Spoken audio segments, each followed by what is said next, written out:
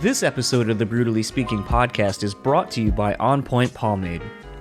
Keep your beard and hair looking on point with their line of pomades and beard oils over at onpointpomade.com. Use our code BSP15 at checkout and get 15% off your total purchase order. So thanks again to On Point Pomade for sponsoring our show.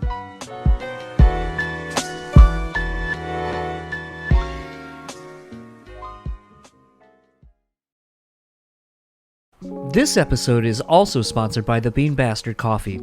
Head over to thebeanbastard.com and pick up any one of their delicious hand-roasted coffees.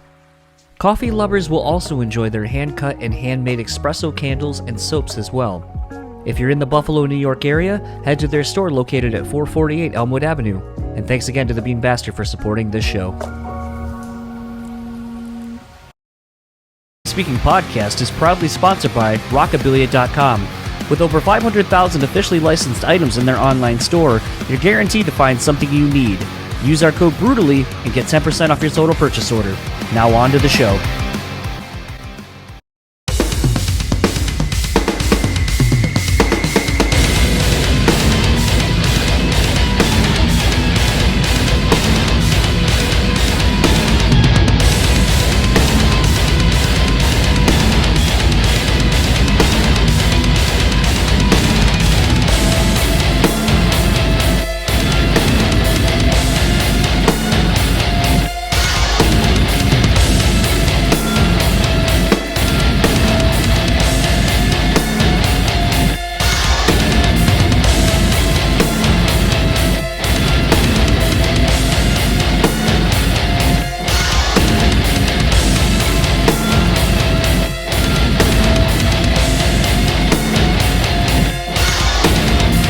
What's up, everybody? Welcome to another episode of the BREWtally Speaking Podcast. I am your host, John, and this episode's guest is Eric Martin, the vocalist for Mr. Big, who are celebrating 30 years of Lean Into It. As I just turned 37 a couple of days ago, it's hard to believe that this is a record that I literally grew up with. Eric Martin's voice is someone that I grew up with, and a lot of his music in Mr. Big and a lot of his solo stuff is music that I grew up with. When I started this podcast, I really had a weird bucket list of guests that I wanted to have on the show, and Eric was one of my 10 that I was like, I really want to get him on. I've always loved the record Lean Into It. I've always loved the songs, the diverse nature of the songs contained within it. You got, the power drill song, you have Green Tinted 60s Mine, obviously the big smash, Be With You, and stuff like that. And it's just the musicianship and the genre hopping, I think, really resonated with me at a young age, where I'm like, oh, this band is unlike any other band I've really ever heard, even at a young age, to understand that there's just something magical about this band. And if you aren't familiar with Mr. Big outside of To Be With You, well, then you need to go and listen to this record and do your due diligence, because it is a great record. It's a great fucking band, and especially a band of musicians who are unafraid to take interesting risks, I guess, musically, and just be more than just, well, we're a rock band. And so for me, that is kind of why I've always wanted Eric on the show. And it goes beyond even just the music. I mean, I remember, as you'll hear, getting the Sega CD game for Spider-Man.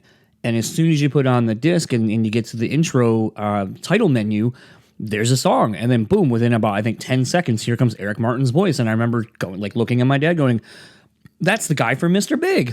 I recognized his voice. And it's just kind of weird how ensconced Eric Martin is in my childhood, with a lot of fun, fond memories shared even with my dad especially. So it's one of those where have always wanted to talk to him. And unfortunately, Eric's not super active, or wasn't really in the beginning of me doing this show, nor did I really know how to get a hold of him. So when the 30th anniversary, Holy Shit Deluxe box set comes through in my email, basically going hey, here's this, thing going on, I was like, here's my opportunity. And I fucking jumped at it. We got to talk to Eric Martin, and I'm so happy that, we had about an hour to just chat kind of about the record, about life, how things have changed, touring now and so forth. And it just was a lot of fun. Sometimes when you get some of these quote unquote older musicians, they're a little bit more, don't want to say challenging, but they don't, you know, they kind of are stuck in the old way, and everything changed and everything fuck them, basically. And I don't get that vibe from Eric at all. I feel like he has such a level head about him of just, this is how it was, and then things changed, and, you know, I've adapted and adapted again and adapted again, and, you know, there ebbs and flows. That's what it is. But, you know, at the end of the day, I'm still able to be a musician as my main job, and for that, I'm always appreciative. So I've always just enjoyed him, and this was no different. Before I get into the actual chat, though, speaking of things that I tried that are classics and with a slightly new twist, so I went to a couple of shows this week. I'll talk about them probably on another show, but I tried a new drink. So one of the bars I go to called the Tin Can, they basically have canned beers, beverages, and so forth. And they always love giving me the weird shit, like where they'll be like, we just got this in, try it. And so there was this thing, it's called the long drink. And what it is a zero sugar, under 100 calorie, 5% drink. And it is a gin drink with natural grapefruit and juniper.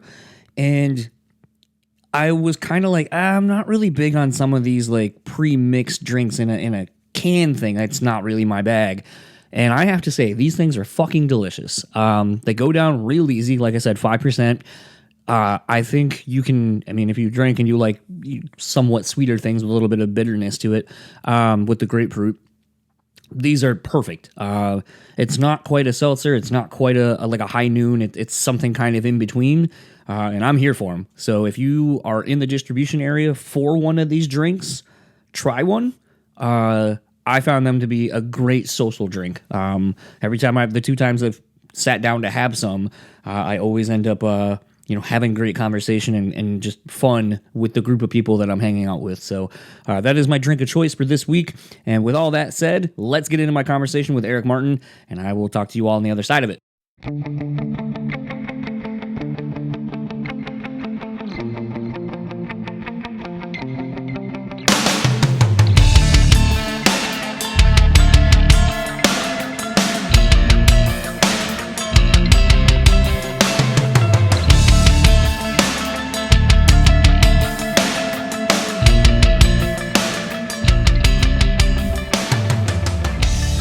John, this is Eric Martin. Hi, how are you doing? I'm doing pretty good, but I'm sorry to call you a little earlier. It's just that, 30 minutes to talk is just bullshit. Maybe we can just chat a little bit before you turn something on, or if you got the kettle on, I'll wait for you. No, I'm just sitting here reading up on more of the controversy surrounding the new. Who the hell we are? No, well, I mean, I'm very familiar with you. Potentially you may have heard this throughout your career in the last, couple of decades, but, your Lean Into It record was an album that my parents played to death when I was growing up, and became a record that I still, a lot of your catalog, actually, I still listen to consistently now, still today. Man,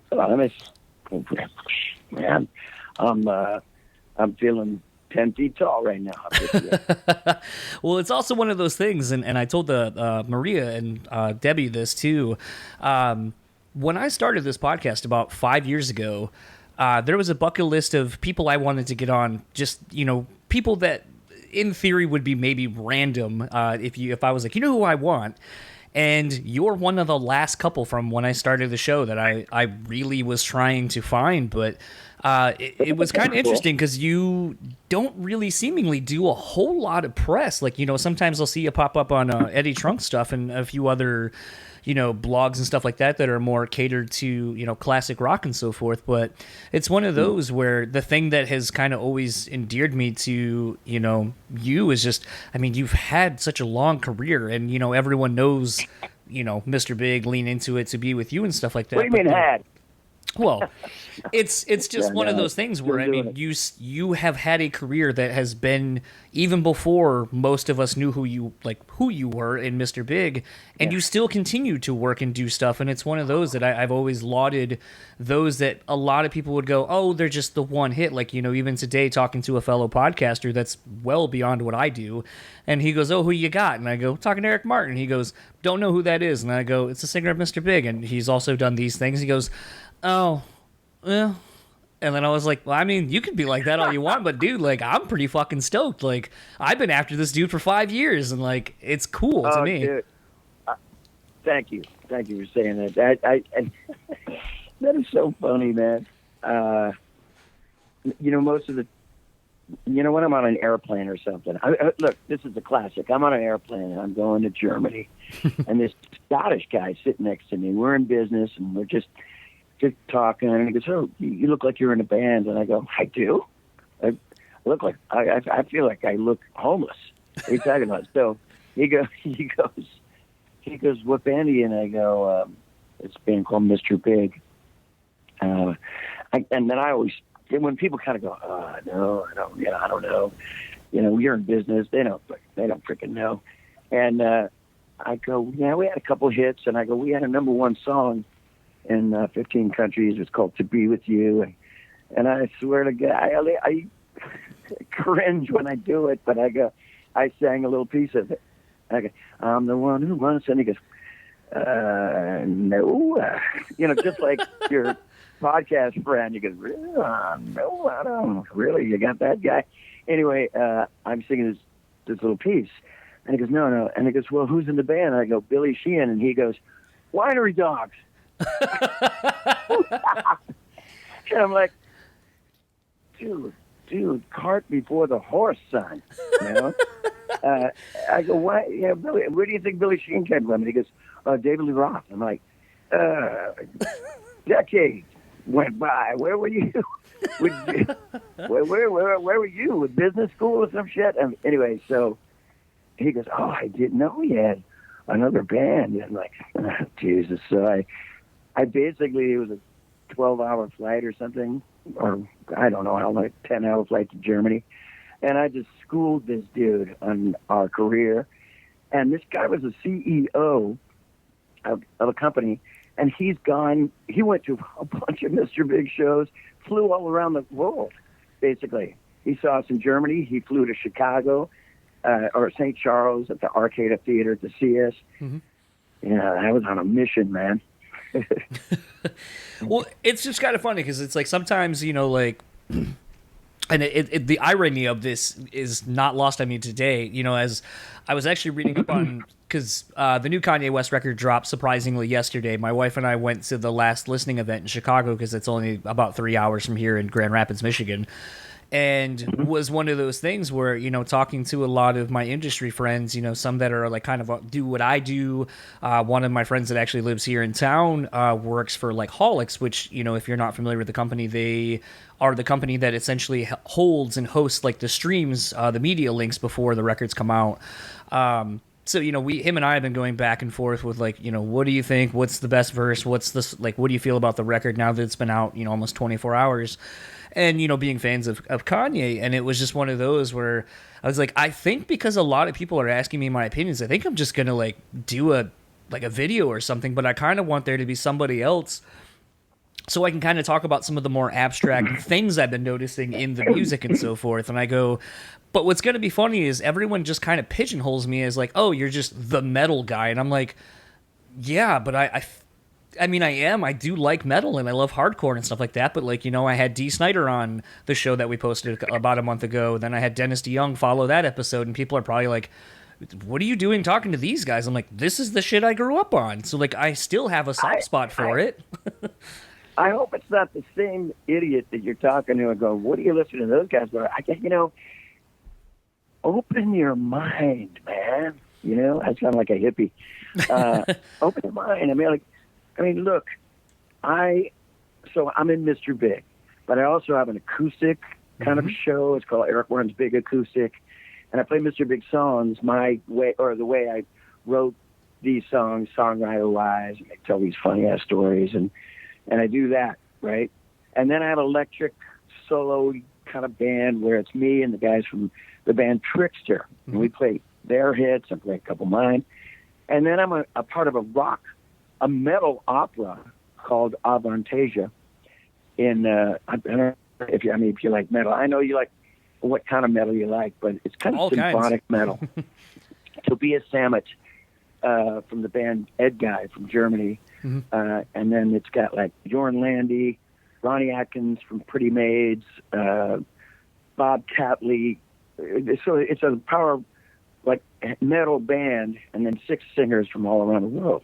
Excuse me, world. My voice cracked like a little kid. Anyway, I had a show in Atlanta on Saturday, so I got a little scratchy. I'll be in Atlanta in about a week. All right, say hello to and hopefully they remember me. Anyway, so Bob Catley from Magnum, this guy Herbie Lang is another singer, and they're all Europeans, and the 3 Americans are Adrienne Cowan, she's a full-on heavy metal singer, and then me and Jeff Tate, right? And it's something different I don't get to do, so I've been part of this for about 6 years, and it's kind of fun to go around. Anyway, yeah, I'm not surprised. I mean, you're a metal guy, but you got a little bit of a gift of gab. You like music. Here you are going to see Kanye West. It doesn't shock me. It doesn't surprise me. I'm from the old school of, like, it's not just meat and potatoes, man. I like everything else too, Well, I mean, I think that's kind of, delving a little bit into this deluxe version of the album, the 30th anniversary of Lean Into It. I think that's kind of showcased on, and granted, it's kind of there as I don't want to say a gimmick necessarily, but the reggae version of To Be With You. Like, to me, when I listened to that, I kind of laughed, and, even you going, oh, this sounds like UB40, because, like, you're trying to find a different voice for it to fit literally the new melodies and patterns that are kind of happening with the band playing it that way. Oh, we were just fooling around in our I think it was a rehearsal place or recording. Maybe it was a recording studio. We weren't trying to, I didn't write To Be With You and go, and one of those guys going, we had to make a reggae version. Let's fuck it up completely. No, it was just fooling around, and I hadn't heard it in 30 years. I couldn't even remember it, but yeah, I'm going, Shaw. Yeah, I'm Lee Crash Perry or I'm Bob Marley on it. But yeah, I'm surprised that actually is on there. It's funny. It shows the humorous side of Mr. Big. Yeah, that record, and there's also got a couple other songs on there. One was called Wild Wild Women. I don't know if I was married to that song. I just wrote a bunch of songs for the record. And, we either put paper, the song list in a hat and just picked it out. But Wild Wild Women, it was a cool song. It was kind of a bluesy song. But the one I really liked was Stop Messing Around, which had this Aerosmith country rock kind of sound to it. Look, I don't know if people know who we are, but especially your friend. Now I'm miffed. So it's Billy Sheehan. He came from David Lee Roth, right? Mm-hmm. And then Paul Gilbert, Young Gun, came from Racer X, and you know him as a solo artist now. But and Pat Torpey, who played with everybody from Ted Nugent to the Knack to Belinda Carlisle, if you can believe it. John Parr from the 80s, St. Elmo's Fire guy. Right. And a bunch of other great people. I played on a lot of people's records. Anyway, when we did our first album, it was kind of a meat and potatoes record, rock and roll. And the second album, we were trying to figure out what we were going to do.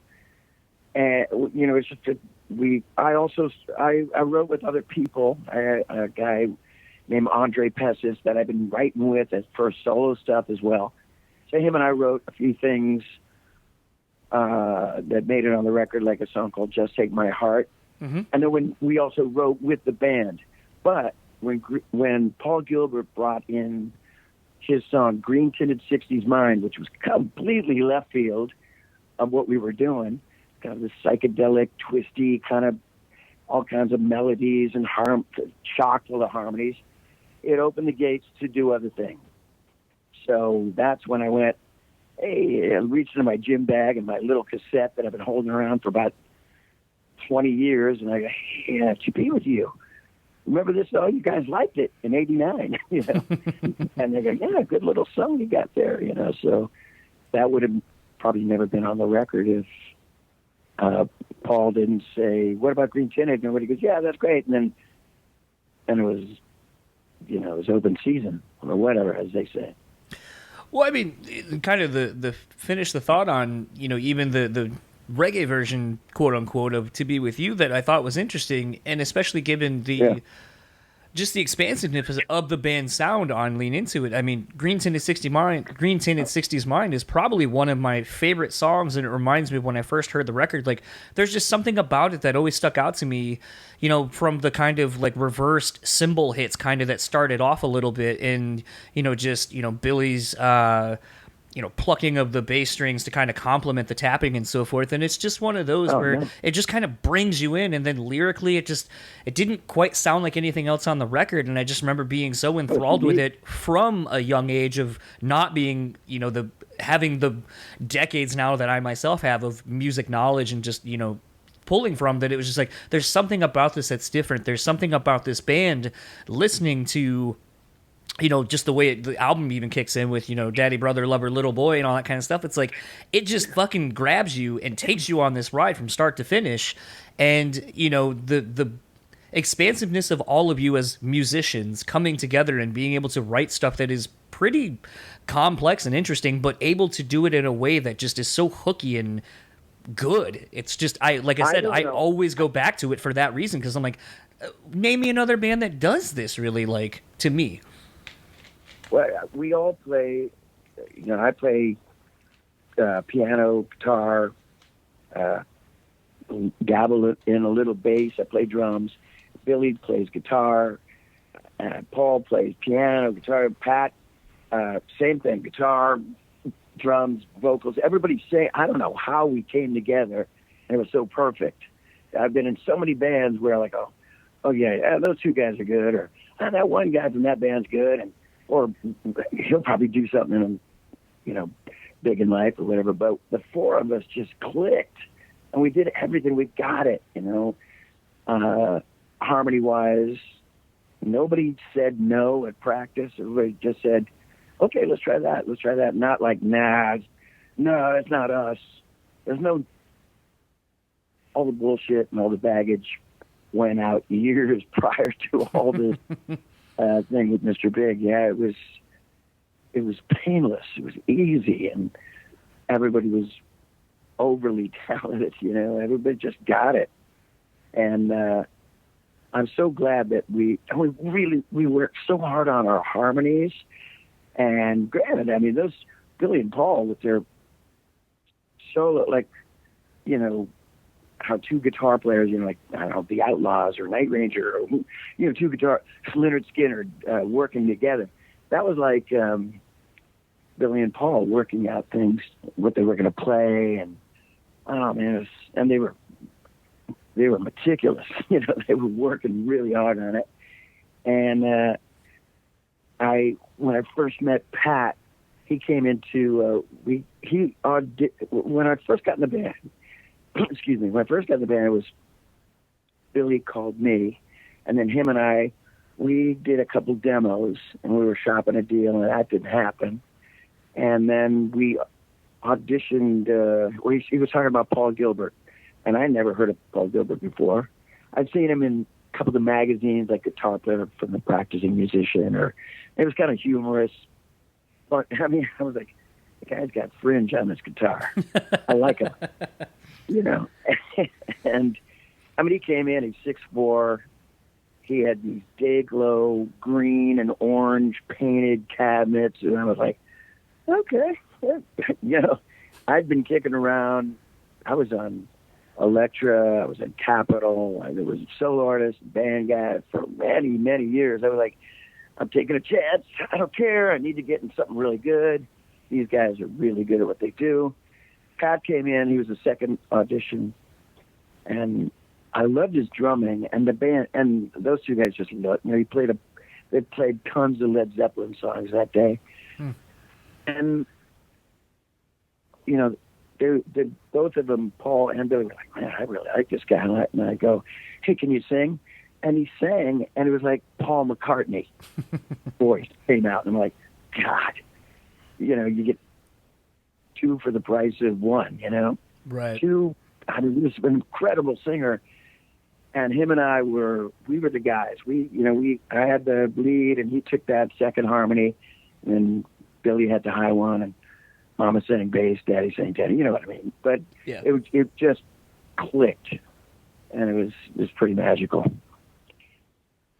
Yeah, I mean, the thing that, like I said, kind of listening back to getting some of these demo versions of some of the songs, what's interesting to me, and I kind of want to talk a little bit more about, is, just some of the, I'll call it tightening up, or the tightening of the arrangement of the songs. And I'm wondering, was that more of an influence of Kevin, your producer? Because I know you worked with him a lot in your solo career leading up to even working with him in the Mr. Big camp.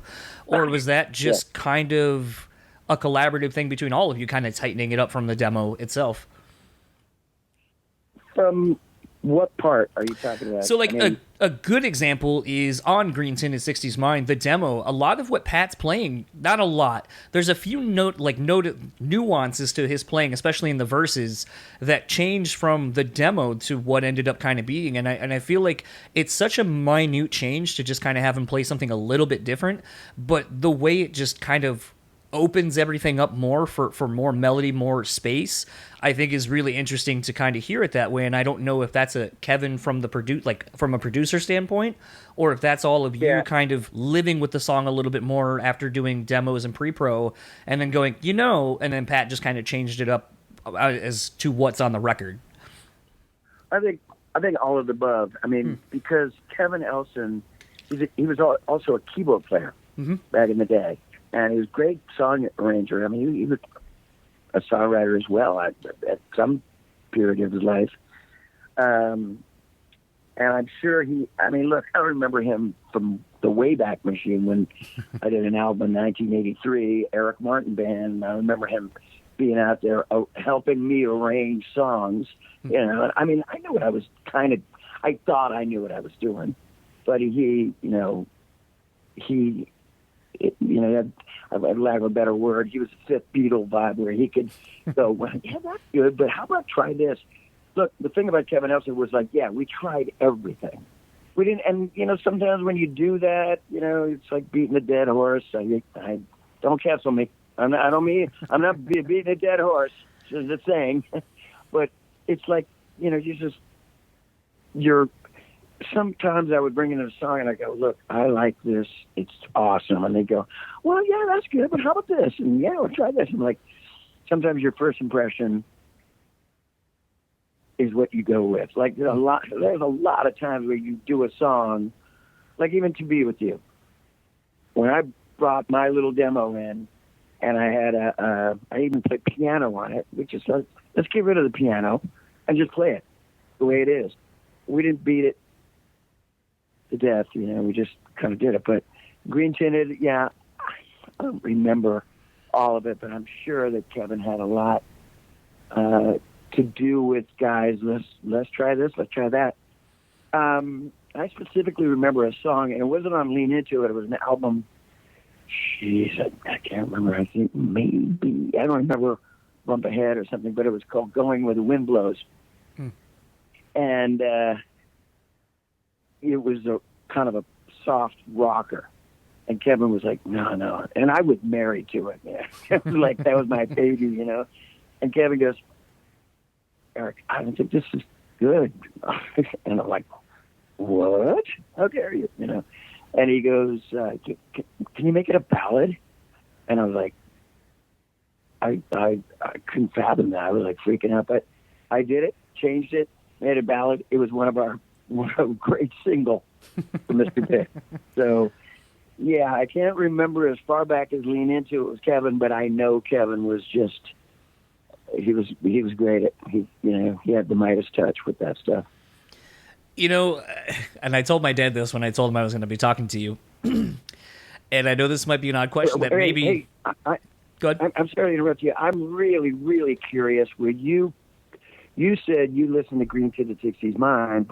Getting into this interview, you said my parents played Lean Into It. Yeah. Now, what were your parents' favorite songs? I'm sure it's To Be With You, but what could it have been here? I mean, so my dad was like, my parents met because my dad was a drummer in a band at the Dover Air Force Base back in the day. And so as a result, my dad was kind of more into rock and stuff like that. That's what he grew up on. And so it's kind of funny because when memories I have of him playing this record is also learning him playing the drums to this record.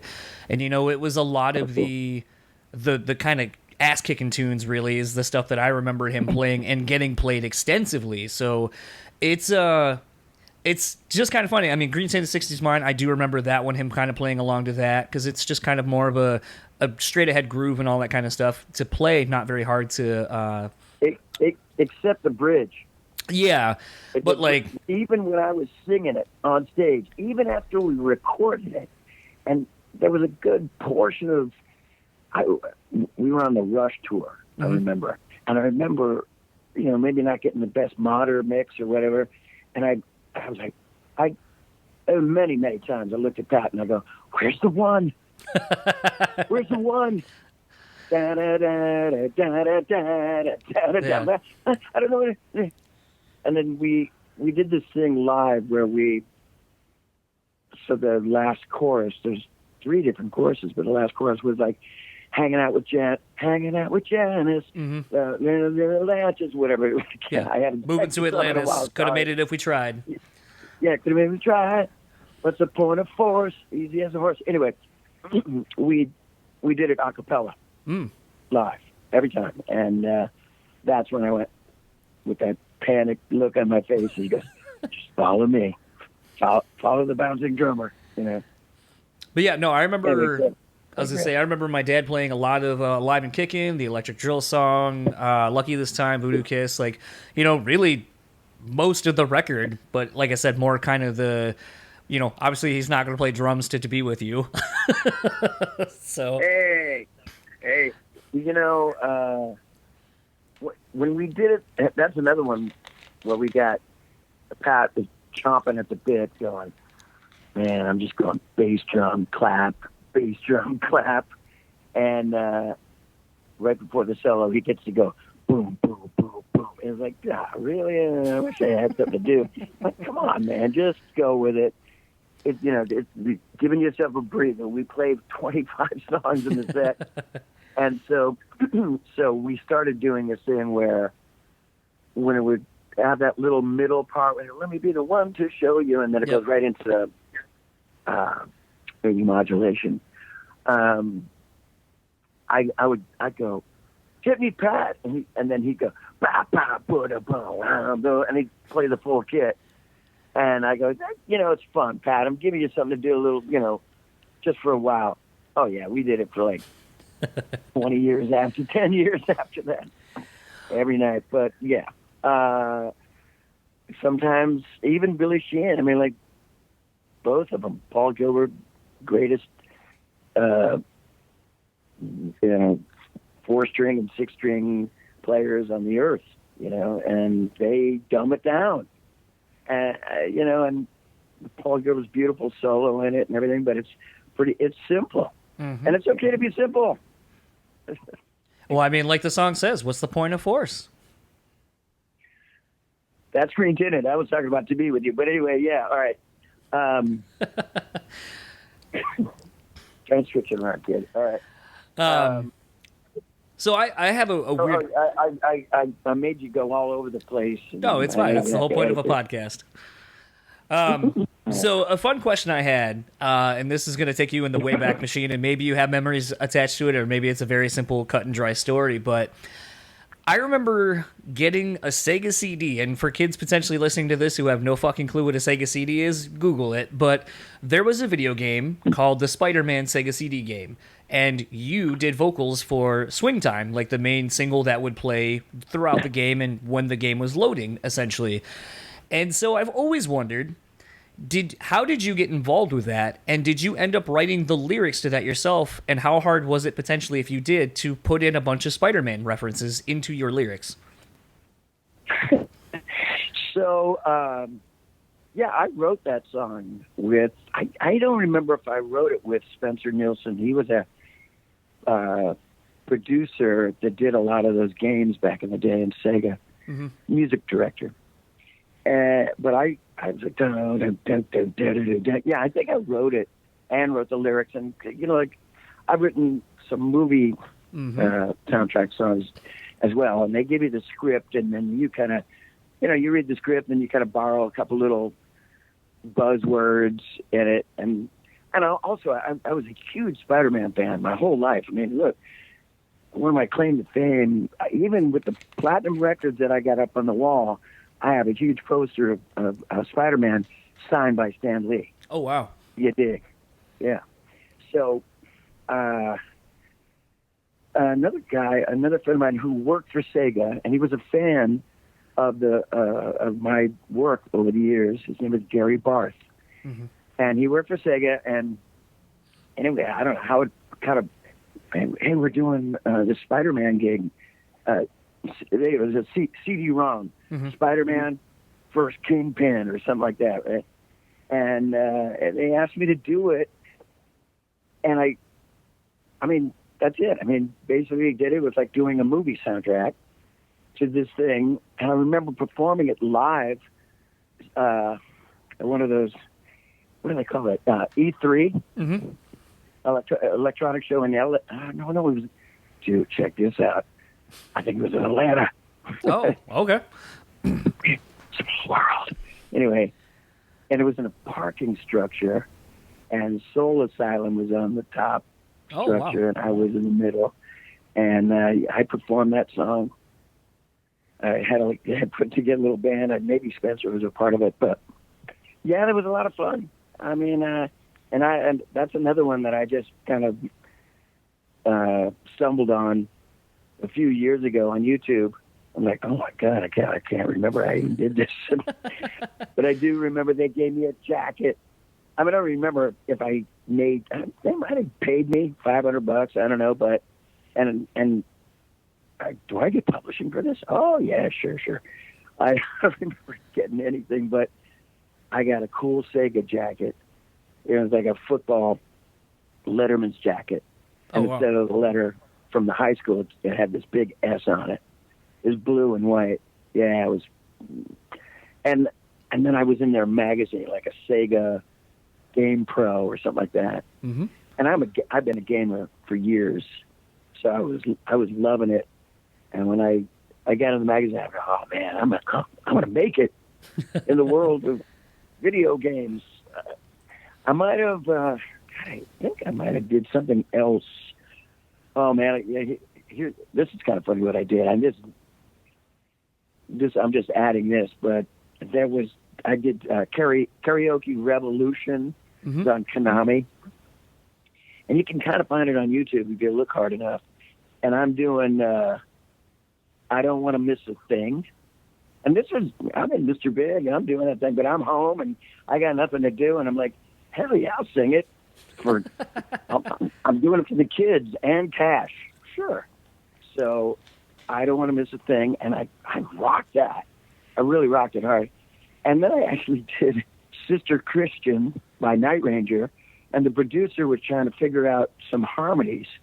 So I called my friend Kelly Kagi, the drummer of Night Ranger, and asked him exactly how those harmonies go.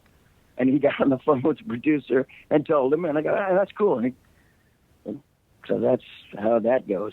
So yeah, I did that, and I also did, this is really funny, it was a thing called SingStar. I think it was on PlayStation. SingStar. And it was like It was like Guitar Hero for singers, basically. For singing, right. Exactly. Yeah. That's it. Yep. So I was what do you call that? When somebody, what do they call that? When they ask for your help. So basically, I went to a nightclub, and all these actors who'd never picked up a microphone before, and I'm there to show them, what do they call that? They have a name for it, like in a movie where they get the guy. It's not a stunt man, but it's, I I came in, I was the guy that showed him proper mic technique, which is hilarious, and I got a little credit for it and some money, and then I got a bunch of free games, which keep your money. Just give me the games. Well, I mean, like, that was kind of the thing, and you were talking a little bit ago about, having done some stuff for other movies. I know obviously you had the song in Teachers, I think the lead single for Iron Eagle. You did the re-recorded version of the intro for the Mighty Morphin Power Rangers movie when that came out. To even kind of doing stuff, if I'm not mistaken, in Mad About You. I haven't watched Mad About You in a long time, so my memory may be wrong on that, but it's... Well, it was a soundtrack for the television show, which had, like, John Lennon, Elvis Costello, tons of artists on it, and I flew to New York and sang this song called I Love the Way You Love Me with Arif Mardin, who produced Aretha Franklin and artists of that nature, R&B stuff for Atlantic Records, and we had like a little orchestra. It was amazing. Then I had a little single from it and a video that I did with my wife in New York. It was really cool. Well, I was going to say, I've done the movie soundtracks, and I've done, I actually did a television show called There Goes the Neighborhood. I wrote a song called There Goes the Neighborhood on one of my solo records, and that was the name of the television show as well. Maybe they just took it from the title, and that only lasted a summer. Bummer. I've been unlucky, like Navy SEALs too. There's another one. Iron Eagle. Basically the poor man's Top Gun. And you forgot, if you went in my, research me, also Caddyshack 2. Damn drat. Oh, yeah, that's right. I forgot. Yeah. Actually, that's Mr. Big. And I guess none of them wanted to put the name on it. Just Eric Martin. Well, I was going to say, I feel like that's something that was really prevalent for a lot of musicians of back then, really, was the sync opportunities to do things with, original scores or songs for soundtracks, either to movies, games, TV shows, and whatever. And I feel like that's kind of gone now. Does it kind of surprise you that avenue for musicians to create something new and unique for a property is kind of gone now, or does it not surprise you? I don't know what's happening with the new generation, or if they're a lot of, look, I did a lot, and I haven't done it in a good 3-4 years, but Japan, I'll do some animation stuff there, and it's still going. But I guess, look, that's what happens, I didn't think it then. I thought, oh man, I don't have that rock thing. I can fall back on this stuff. They don't call you after, after a while. I'm a guy from the 80s and 90s. They don't call you. Well, I feel like they don't call anyone ever. I feel like gone are the days where there was the big single that pushes a movie or whatever. I just feel like that in and of itself doesn't even exist. I feel like you were kind of at the tail end of that as being even a possibility. Yeah, Could have been. I think the reason why people did call me for that kind of stuff is because I didn't just sing hard rock and roll music. I could sing R&B and the ballads and all that stuff. But yeah, that kind of bums me out because I really enjoyed that other side of life, singing, doing for soundtracks and stuff. I enjoyed it, and it helped me in so many ways. Even when I did that Teacher's song, that is it was a song I wrote with Neil Schon from Journey. It's called I Can't Stop the Fire. And that was the song that Billy Sheehan actually heard and said, hey, he contacted a friend of ours, Mike Varney. Hey, who's this guy? Eric Martin, Mr. Big, so I don't know. I love having the avenues, the other things to do. I love the work, and yeah, that work is not around anymore. Bummer. What are you calling to bum me out here, son? Well, I was going to say, one of my favorite things that you popped up on, and, being And again, I'm going to give total credit to my parents for, essentially just kind of letting me explore music and kind of showing me, especially my dad, a lot of times when you get a record or even the long boxes of the CDs or things like that where, you're going through liner notes, you're seeing, who's writing on something, more about the behind the scenes of being a musician and so forth, as it kind of always was explained to me, to, getting Marching for Mars, the first solo record that Sammy Hagar had done since leaving Van Halen. And then I go to, looking through the liner notes just to see who's on it, because, Matt Sorum's on it, Slash is playing some stuff on it. There's kind of like the who's who at the time of that scene of classic hard rock. And then there's, on kind of one of like the more standout songs to me at the time of Who Has the Right. And then I see that you're doing backing vocals on it. So, I mean, you perpetually throughout my childhood kept popping up on everything I was listening to, whether it was Mr. Big or not. I got a little funny story. So I'm doing something at the record plant in Sausalito in Northern California. I was there for something, and I've known Sammy for years, and with Bay Area guys. And I ran into him in the kitchen or something. He goes, "Hey, Mickey Thomas is coming in to sing this song." Oh my God! I was gonna find somebody, like a female singer or somebody to come in. My balls hadn't dropped yet, so I had a super high voice. Anyway, and he goes, "Oh my God, you and Mickey would be perfect." So that's how that kind of happened. It was Mickey was in there, and I mean, I was just there, and he goes, "Yeah, me and Mickey are in the control or in the vocal booth singing harmonies to the right." That was really cool. When you mentioned Matt Sorum, that's another funny story. So Matt Sorum played drums on Go-Go Power Rangers. Right. Yep. Okay. And it was me, Kim Bullard, keyboard player, this guy Tim Pierce. He played with Rick Springfield, but he played a lot of session work. He played on a couple of my solo albums as well. Great guitar player. So Tim Pierce, I think, oh God, I can't remember his name. Oh, it's going to kill me because I haven't talked to this guy in years, but his last name is Pierce too. No relation. Bass player for Huey Lewis and Jonathan Pierce? That sounds like an actor. I don't know. I was going to say, John Pierce was, if I remember... John Pierce. Yeah, okay. I didn't know Jonathan. Oh, is he Jonathan Livingston Siegel? No. John Pierce. That's a guy. Great, sweetheart guy. I haven't seen him in years. But John Pierce, Tim Pierce, Kim Bullard, Matt Sorum, and me. Ron Nevison is producing it. Ron Nevison, hello. Physical Graffiti, all the Babies records, all the great Heart records. But I had everybody at Physical Graffiti. Anyway, so we all are in this room, and we're creating this Go-Go Power Rangers song, and we do it twice. They record it, I sing it. No, we did it live. I might have, I was in a different booth, and those guys were doing their thing. So we did it twice, and then we spliced it together to make one song. And I remember while we were splicing it, Sorum is not stupid. He's funny. But I looked at him like he was stupid when he said it, and he goes, "We're never going to be able to do this live." It was just a funny. Obviously, nobody's playing this tune live, man. So it was hilarious.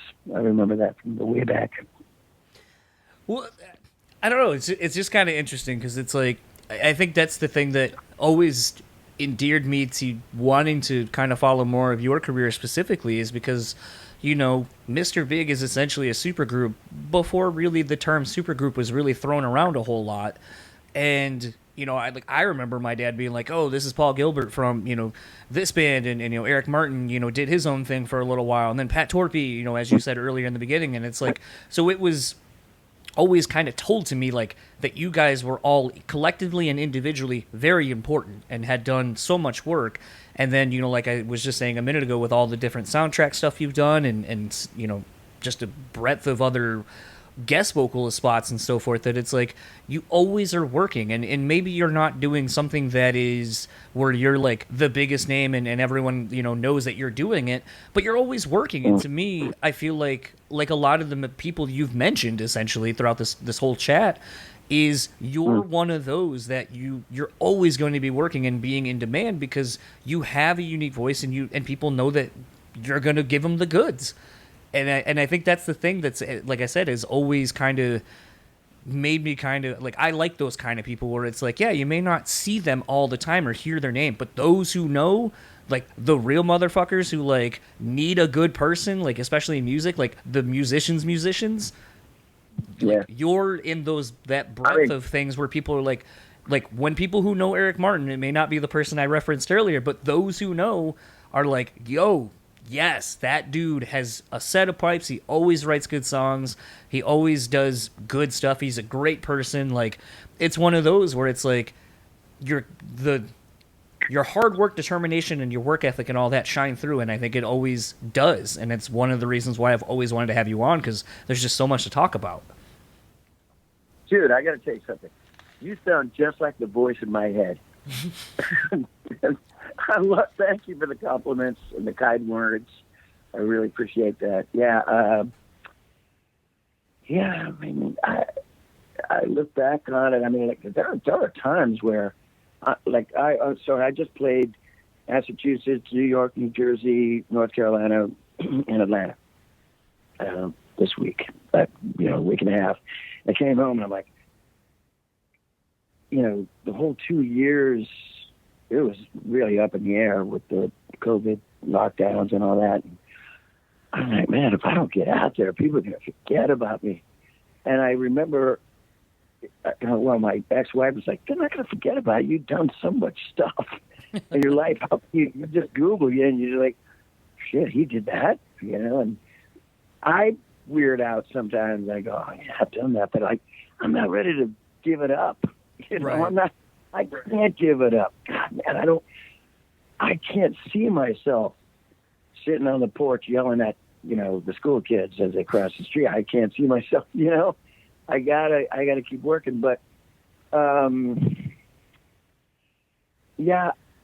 that's why I say this all the time, and I don't mean to just blab out about it, but I have all these other little irons in the fire. But the moment Paul Gilbert and Billy Sheehan go, hey, Eric, man, let's do this again. Let's do some Mr. Big music. I'm putting everything. I'm wiping the stove off and starting to get my chops up for Mr. Big. That's my first love. I love it, and I love doing it. But did I have you at voice in my head? That's exactly how I sound. That's exactly how I sound in my head. Like, what was that? Stuart Smalley. This is before your time, but no, I know exactly who Stuart Smalley Saturday Night Live. Yeah, and gosh darn it, people like me. Yeah, totally felt like that way when you're talking, and like usually I'd be interrupting you now, going, no, let me talk, and I was like, go ahead. Yeah, I appreciate it. Well, I mean, I think the thing, like, I'm going to go ahead and say my age now, but it's like, I'm 37, and then the last, like, years, like this past year, like, I had some shit go down just like everybody else did, decided to go to therapy, had, lost family, lost friends, and as I just get older, it becomes one of those things, and especially doing this podcast where sometimes I get to talk to people who are so ensconced in so much of my childhood and memories with my parents and so on and so forth, that it takes, because I like to talk, so it'll take longer than 10 seconds, but, it takes no time at all to thank someone for what they've done, even if it doesn't, like, I'm not saying it doesn't mean anything to you because you hear it so often, but we just typically now, especially in the day and age of technology and just getting lost in everything, we kind of forget to thank those who meant something or mean something to us, to say, kind things to people instead of tearing them down. And it's just one of those, like I said, I have wanted to talk to you for a very long time before I had a podcast, but it's like now I have a medium where I am able to facilitate that. And so why not at least say, hey, thank you for what you've done, because it allowed my dad and I to have a mutual bond, and my parents as a whole, like over certain music and going to shows and being, all of this stuff. And, maybe the other... Good. I got to interrupt you here, man, because you're starting. You're making. You're going to make me have an Oprah moment in a minute, and I don't want to have. I can't do that. I don't know. My friend's going to come over any minute. We're going to go out and do some biking, and he's going to come to the door and he's going, "What's with the tears in your eyes?" You don't do that. Anyway, I look, man, you had me at the. I just watched Field of Dreams last night, and I was crying my eyes out. I went and he goes, "Hey, Dad, can we have a catch?" Holy shit! And you're doing it to me now. Thank you. Yeah. No, I mean, like I said, it was really cool, and getting to like talk to people like Dee and Dennis DeYoung and some of the other bands that my dad introduced me to, and kind of having him get to hear me talk to these people that he really enjoyed and loved it. And it's kind of like this weird symbiotic full circle moment kind of thing. So I totally understand where you're coming from, because when I was driving home from the airport, I called my brother, and we were talking about our father, how so my brother's an Oakland A's fan, big full-on baseball fan, and I was into sports too, but then I just went wholeheartedly into music. But my dad, who was this is ironic too, my dad was a drummer, so through my dad taught me how to play drums, be a performer, and then he also was a sports guy, and he taught my brother baseball and sports and all that stuff. So we were talking about how my dad took us to all these like baseball games. The A's are doing hot now, I guess. I'm not following it, and they're doing really great. And my dad is the one that took us to baseball games when we were a kid. I mean, dude, you're 30 plus years old. I'm not. I'm older. My dad took me and my brother Dan to Kansas City A's games. Okay, let's not try to do the math. Let's just say the Indians were still the Indians at that point.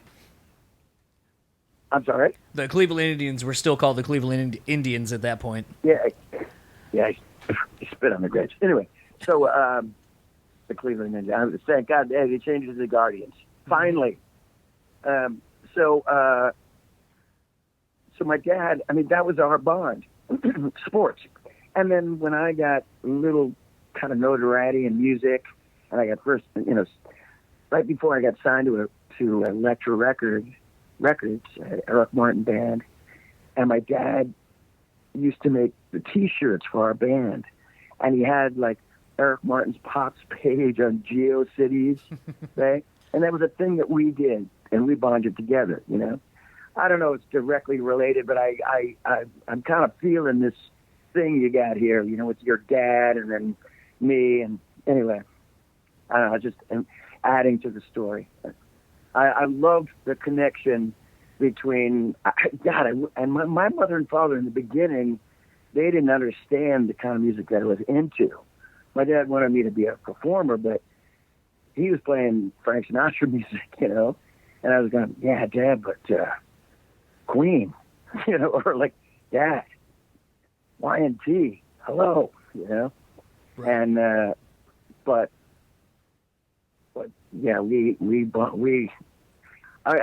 I hear exactly what you're saying about you and your dad, and I'm glad I'm the guy that I'm one of the guys that was the soundtrack of your life. I appreciate that.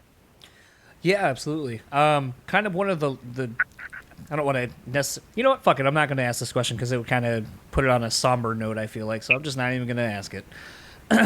Oh, no, ask it, and then No, what did you say?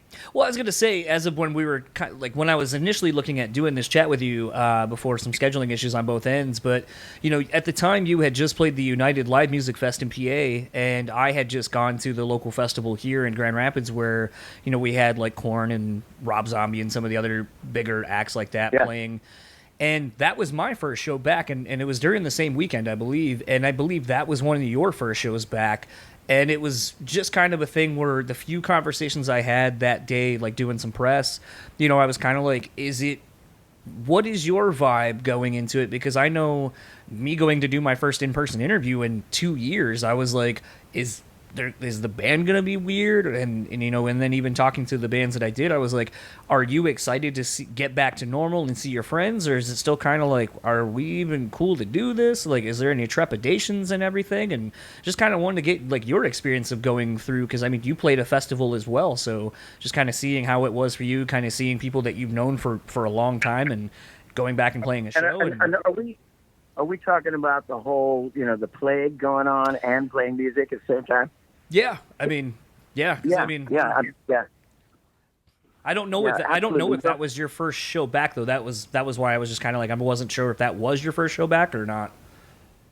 I don't remember. I've done these shows like solo stuff, where I call it COVID comfortable shows, where people are spread apart.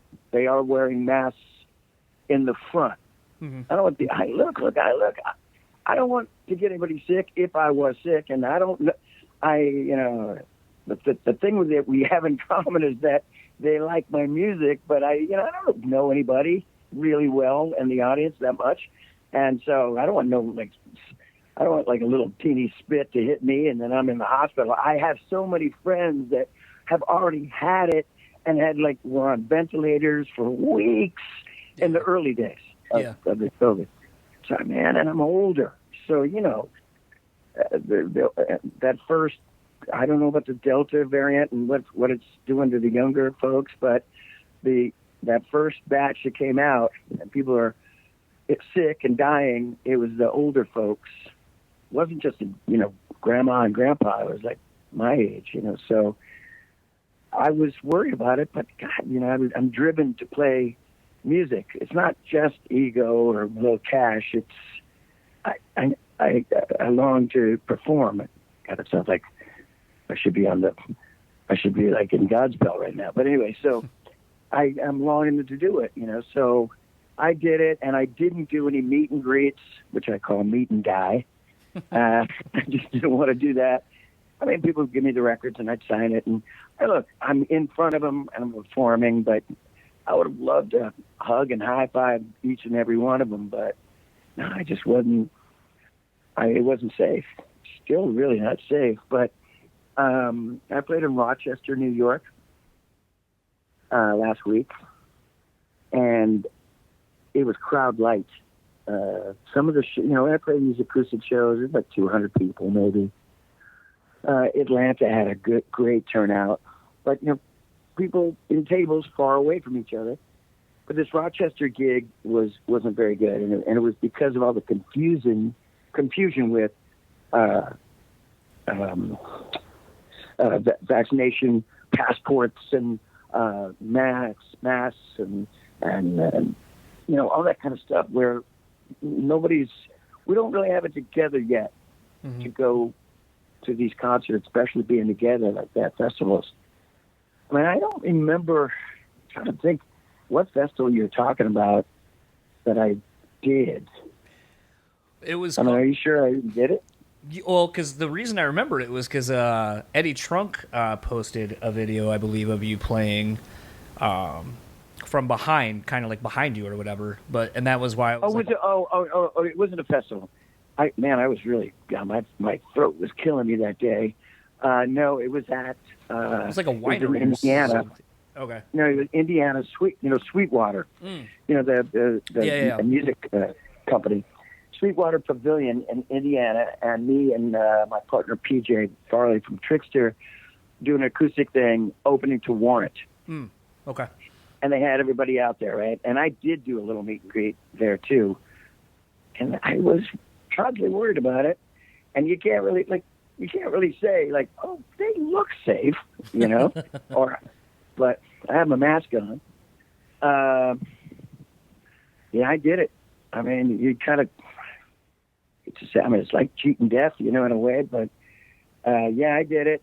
There's things in the back of my head where I go, people want it.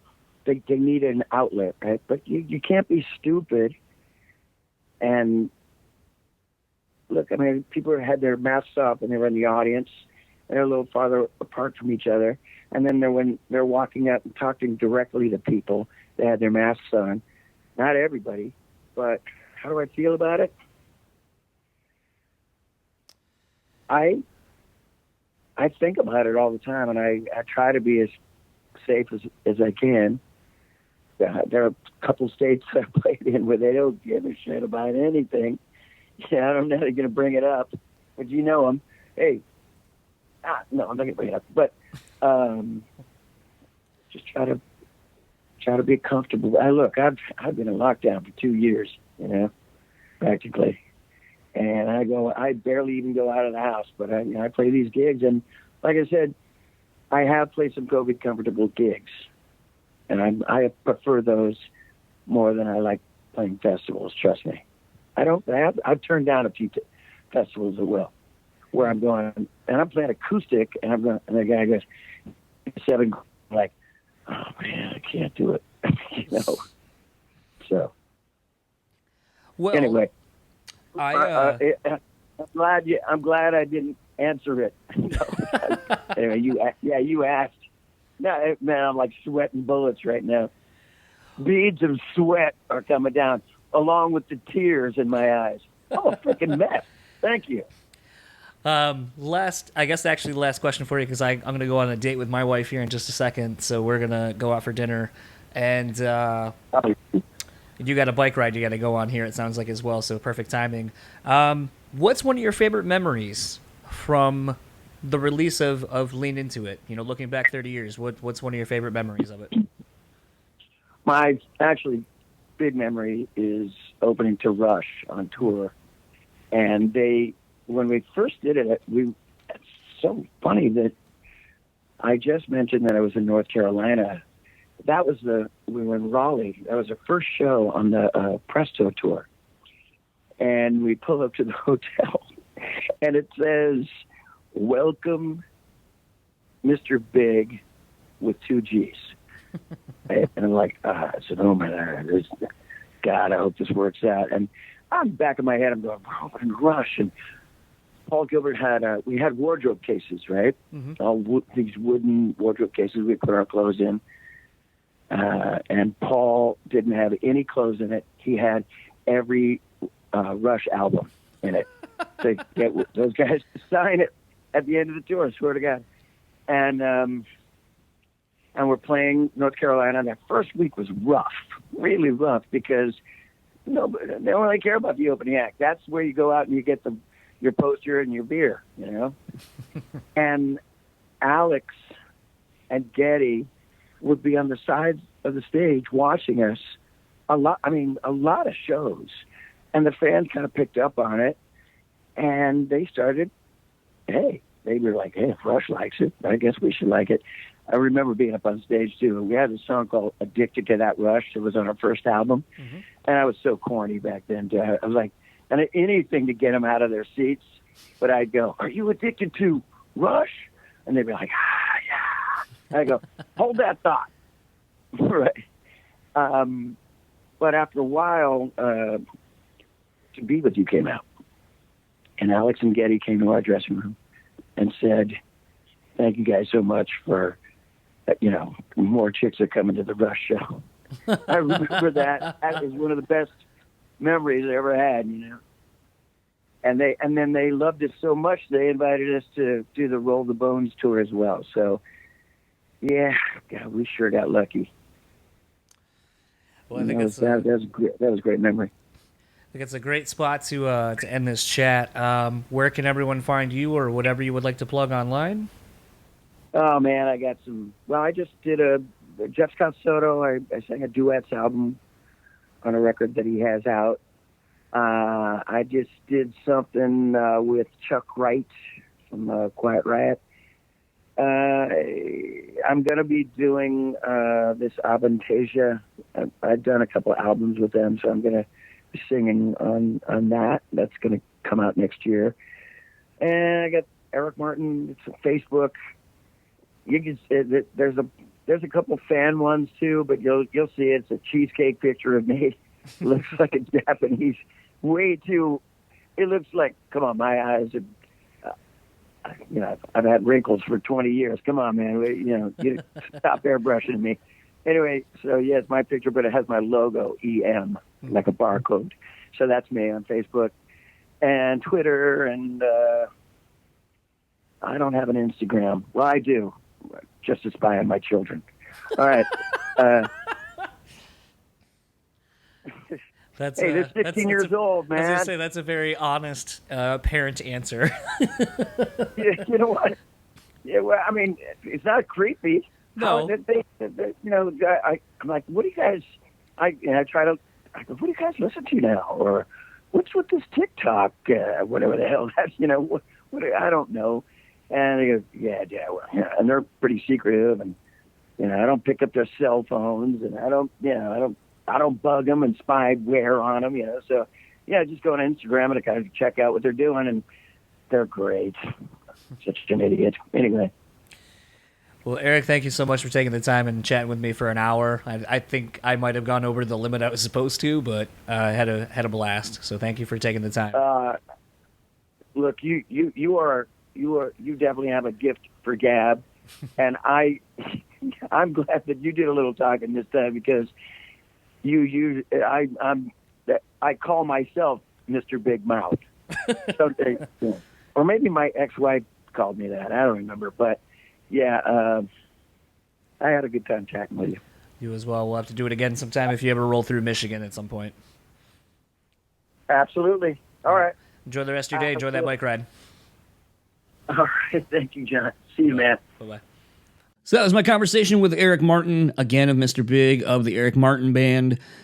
I mean, wow. Again, it may not be one of those to you, potentially the listener, whoever's listening, where you're like, oh, I really expected you to do that. This is so different or whatever. But I love kind of having different people on and talking to some of these guests and these musicians and artists that I've long admired, that like potentially when you look at me, you might be like, you don't know dick about that band, but I do. Like, it's so funny. Like, I think I have tried so hard to sort of showcase that I'm not just, I'm a metal guy, or I'm this, or I'm that. Like, I am wide with what I listen to, my influences, my styles, my things that I love, the things I grew up with. And I think that, having someone like Eric Martin on the show, like, I love when I get some of these older, musicians on the show, because it's funny. Like, the episode itself may not do super well, but on YouTube, the show always finds the audience I know it's going to hit. And that audience is always like, this was so cool to hear this person talking about whatever. Like, that's the fun. That's the part of why I love doing this too. And expanding beyond just, rock, metal, whatever. And Mr. Big and Eric Martin are still deeply rooted in rock and hard rock. But it's one of those to me where I just kind of love maybe some of the younger people that listen to this show. Maybe you don't know how great Mr. Big is. So I'm able to have a chat with someone that I really appreciate and I really admire. And maybe you're going to go check out this record and you're going to find some new music you really fucking love. For maybe some of the older generation that doesn't, necessarily listen to this show and they're going to find it on YouTube later, I hope you really enjoyed this. I hope you enjoyed listening to a conversation with someone where maybe you heard different stories and different topics being brought up that you don't typically hear Eric get to talk about, because it's always, well, the success of, To Be With You, or whatever. It's the same things. And I knew no one would have mentioned the Spider-Man game, because, like, I don't know many people who had a fucking Sega CD. Like, I legitimately, when I say I had one, and people who are into video games are like, you had one of those? What was there, like 7 games? And I was like, there's a shitload of games, and I still have them. It's kind of interesting sometimes talking to some of these people who have been doing interviews or long-form interviews for 30, 40, 50 years and still finding things that they haven't talked about very much. And to me, that's the challenge. That's the fun of doing these things, kind of catching people off guard, like with Dee Snider and the whole Chappelle Show thing. That was a lot of fun. And I knew probably no one's going to ask him about that, but that was a huge part of me in my 20s was watching that show. Same with, the Spider-Man video game for Eric. Like, that was huge for me. Soundtracks. I'm a huge soundtracks fan. So him working on, the Iron Eagle and Teachers and stuff like that, like, I remember those songs. So hopefully if you're listening to this on whatever platform, medium, whatever it is, I hope you enjoyed it. That's pretty much why I do this. That's why I have a wide array of guests, because I want to challenge myself a little bit and maybe challenge you guys as well, guys and gals. So without further ado, if you would like to keep up with Eric Martin, it's pretty easy. Let's just go to ericmartin.com. Honestly, everything you need to know is there. Go there. You can check up on tour dates. You can find his social media. You can go to his online store, buy some stuff. If you had the money and you want to buy the vinyl deluxe box set of the Mr. Big Lean Into It 30-year anniversary edition, man, that thing looks fucking cool. Sadly, I just don't have that kind of money to plop down on a box set, basically, but the attention paid to that box set is really phenomenal, and anyone who gets it, I'm sure, is going to be very happy with it. At the very least, listen to the new record. The remaster of it is really good. They didn't do the thing a lot of remasters do where it kind of takes away from what you loved about the original album, and that was something I thought was really cool, and I feel like was a good focus on them to do, as well as basically just having some of these fun demos and some of these fun, here's this song without the guitar. So if you're a guitar player, you can basically play around with the band, just sans guitar. So I think there's interesting things that they did with this box set. So if you are able to pick it up or at least stream it or whatever, do so. It's still a great record, top to bottom. If you would like to keep up with me, simple enough, brewspeakpod.com. Everything you need to see is there. If you would like to support our podcast sponsors, that would be greatly appreciated as they sponsor us. And we are doing a lot of things right now. I know I've talked about a lot of them intermittently throughout various social medias. Long and short of it, we want to thank rockabilia.com. Use our code BREWtally. Get 10% off your total purchase order. On Point Pomade. Keep your beard and hair looking on point. Use our code BSP15. Take 15% off your total purchase order. And last but not least, The Bean Bastard. Head on over to thebeanbastard.com. Pick up some delicious coffee. It's starting to, weather's changing, season's changing. It's about to be fall. I know a lot more people are going to probably sit at home, have some coffee and so forth by firesides and all that kind of stuff. So it's the perfect time to go support a local business. And that wraps up this episode of the Brewtally Speaking Podcast. Come back next week. We have Sal from Stained, and it was a lot of fun getting to talk to him for a little bit ahead of the festival appearance that they did here in Grand Rapids. So I will see you all next week with that, and talk to you then. Oh, that fucking sucked. Shao Kahn, what'd you think? That was pathetic. Yeah. Coach, what'd you think? Fucking embarrassing! Okay.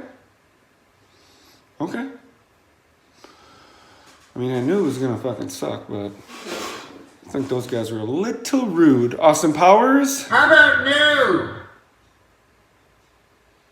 Okay, I thought we were going to get the Austin Powers vote. We did not. John, use that for your podcast. It fucking sucks. But you knew what you were getting into.